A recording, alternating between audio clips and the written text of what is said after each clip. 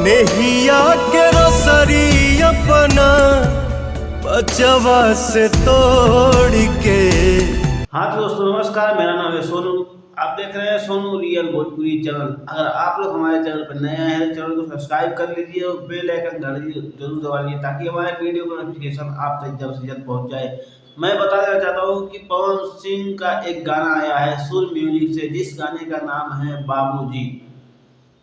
अब बताइए, इतना खतरनाक गाना है और इतना इमोशनल गाना है कि पवन सिंह कहीं पे कुछ गलती कर दिए होते हैं। पवन सिंह आते हैं और घर पे देखते हैं गुंडों ने उसके पापा जी को मार के चले गए थे।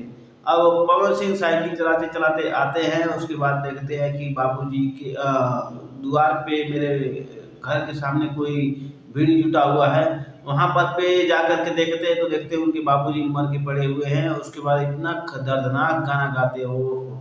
ए बाबूजी कहें चली गई ल छोड़ के।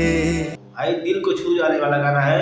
उस गाने को सुर म्यूजिक से आज सुबह 6 बजे रिलीज किया गया है। अगर आप लोग नहीं सुने हैं तो जाकर सुन सकते हैं।